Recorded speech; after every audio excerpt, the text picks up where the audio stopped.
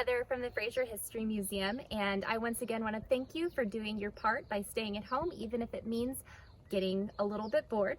We're here on a mission to bring you some education and even entertaining videos that help you engage with history even outside of the museum. So that's why I wanted to talk today about the kind of history we can find in a neighborhood, and specifically my neighborhood. So I live in Germantown, so you might have heard about this. This neighborhood dates back to the 19th century, and it was originally settled by German immigrants. And so this was really interesting because in the 1850s, when a lot of people came to this neighborhood, there wasn't even really a Germany. It was a lot of separate kingdoms that weren't to unify until about 1871. So that's something you can definitely research a little bit more about if you're interested in that.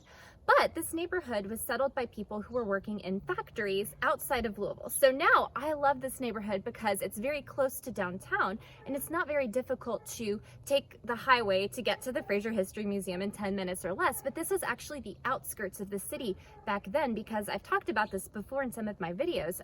People did a lot of things on foot, and so a city was shrunk because you wanted to go where you could walk in a day. So this was kind of the edge of the city of Louisville. And actually at the museum, there's a really cool map of what Louisville looked like around 1861, and you can see Germantown right on the edge. But what I wanted to talk about was specifically the architecture here in Germantown. So I'm standing in front of one of Germantown's architectural claims to fame, and that's the Shotgun House.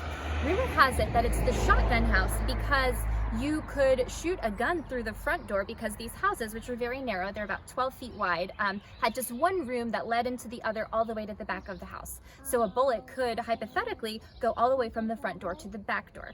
That, of course, is thought to be now more of a legend, and people think that the name shotgun actually originates from a Southern African dialect, and it comes from the word togun, which is a sort of house that has been brought over to America. And you can find these all over the South because the design is actually very ingenious for ventilation. If you open all of the doors and all of the windows in these muggy southern summers, you actually get a pretty cool house during the day that's pretty comfortable to be in. So these houses you can see all over Louisville, and New Orleans has another huge collection. Louisville's got one of the largest in the country.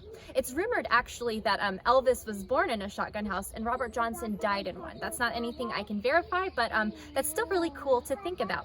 So shotguns are a form of vernacular architecture, which means it's something built by local people to suit local needs with local knowledge. So it's not a sort of design that was imagined in any kind of architecture academy. It's something that people built for the people in their community.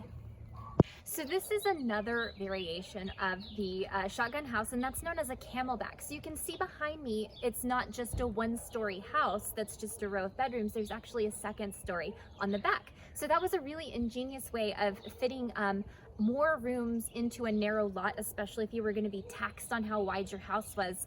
According to laws 150 years ago, there are some really fascinating ways people would get around those sorts of regulations throughout history. If you see any kinds of really interesting history in your neighborhood, I definitely welcome you to share it with us via the virtual Fraser. We're really excited to hear about the other ways that people are finding history in their communities. So again, until I can see you in real life, I will see you virtually, and thanks for tuning in.